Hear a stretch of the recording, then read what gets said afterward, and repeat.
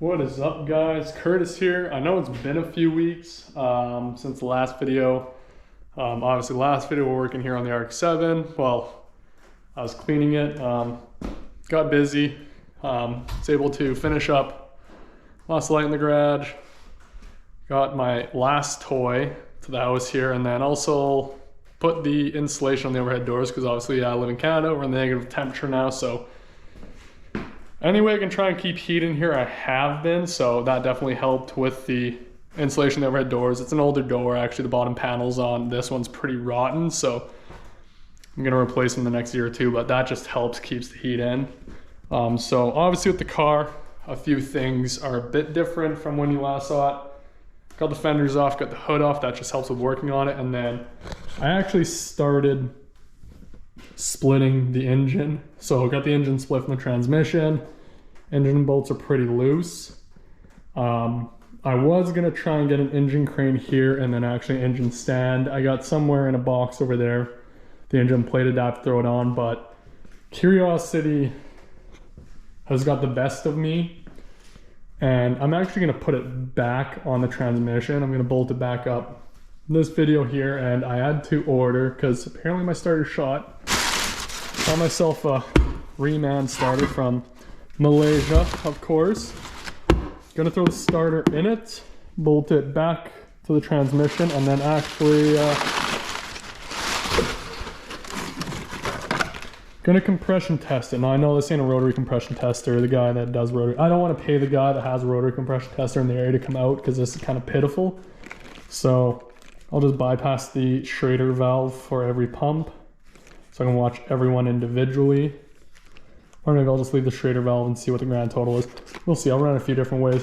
Got a few batteries there I can crank it over for a while off of. So I also want to see how fast I can get it spinning up, and then who knows, I mean, turning over by hand, it actually sounded better than when I stored the car. So I'm really hoping that actually hitting with the starter, getting it spinning fast, I might actually have good compression. We'll see. It's for curiosity. I mean, I've been humming and hawing over this for a while, and I think that if compression is decent, I mean on a rotary, I think 110 is a good number. Anything above that is excellent. Anything under than 90, I'd have to look it up, is kind of poor.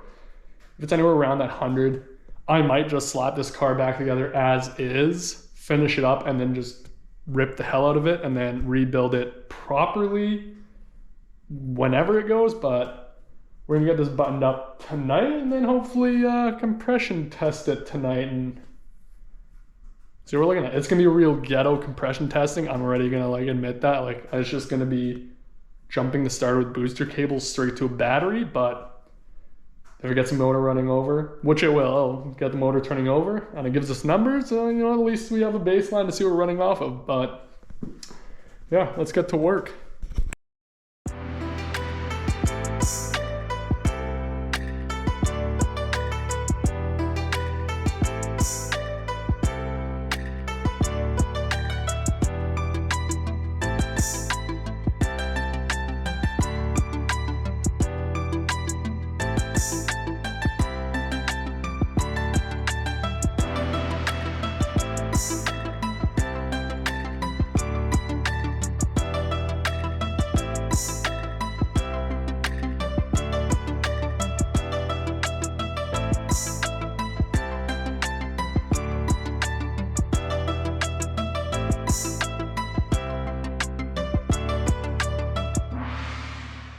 Well, I got the 4 engine bolts back in. At least I was smart with it. I actually used a paint marker and labeled them because they're all different lengths, 1, 2, and then I had 4, 3 under here, and then 4 at the starter.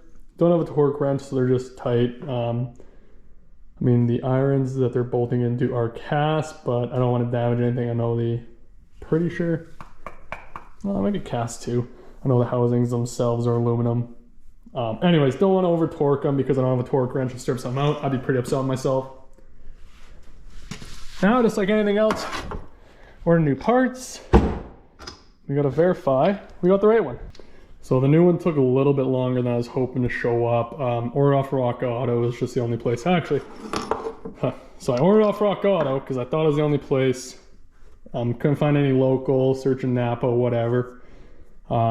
Supposed to show up last week, hoping I could work on it this weekend. Did not. Only showed up today. Got delayed in transit, but so I guess, you know, is what it is. But I think we can, yeah.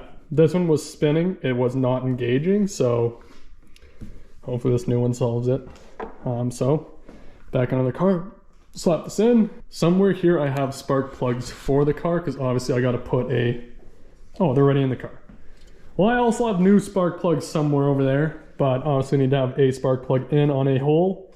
So let's throw this new starter in and then gear up to jump this thing off booster cables and then here, turn over. I've never actually turned this motor over with the starter. It's only ever been by hand, so this is kind of exciting for me.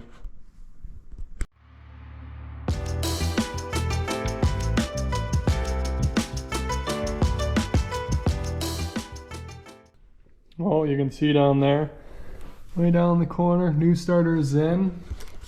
Now I just need to get booster cables for it. I wonder how tight these plugs are. Oh, not tight at all. What do I want to do? Trailing weight. And we have to look this up real fast, just make sure I'm throwing it in the right hole. They all hand tight? Yeah, they're all hand tight. Huh.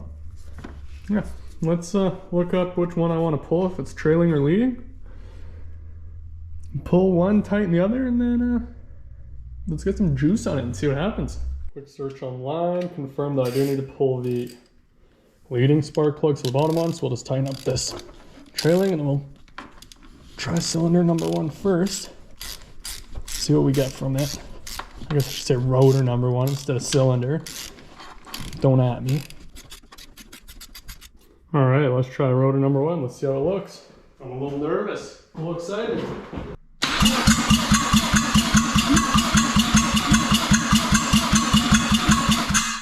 Not great, but not terrible. Yes, we're not good. Well,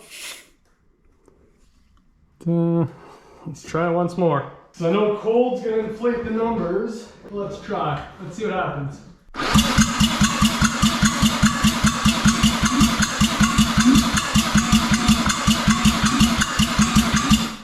Give us something. Well, let's get it on rotor number 2 and see what happens. All right, we're set up on leading spark plug of rotor number 2. So crawl under.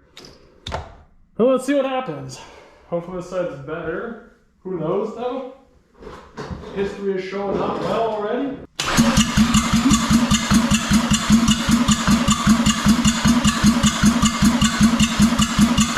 What we got? Ooh, this one's hurting more. Well, that's more disappointing.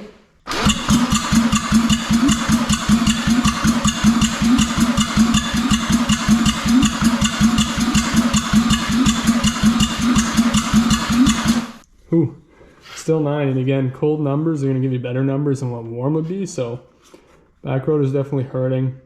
But there's rebuild. Well, that was compression test on the RX-7.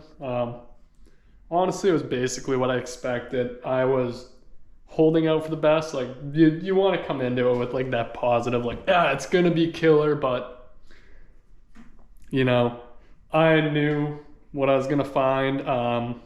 And it doesn't, like, it is what it is. I'm actually pretty excited to rebuild it. I'm not excited about the price tag of buying a rebuild kit. Obviously, everything comes out of the States. Probably end up going through Atkins. They seem to have the best prices, but I'm still converting from USD to CAD, so it hurts just that bit more. But gonna wrap it up here, and it'll be a shorter episode. Next time, obviously, I just have the 4 engine bolts to pull, and then I just got to get an engine hoist in here and pick it out, and an engine stand, and then we start tearing into it, I guess. Just got to set up the rebuild table somewhere in this area. I got to reconfigure this storage. I got to get rid of some garbage and some other stuff, but reconfigure all this stuff, figure out where I'm kind of tucking it over. So I got space here, set up the table, and then it's coming out. We're gonna have fun rebuilding it. We're gonna use this big magical book here. I know a lot of guys like the PDFs online. I just absolutely love having the factory service manuals for the 91 RX-7. That there is worth its weight in gold, and I probably paid that for it. But yeah, thanks for watching the video, and hopefully I'll get the next one up sooner for you guys. It is winter now, so getting an engine crane over here is going to suck a little bit, but it's kind of life we're used to. But hopefully see you guys soon.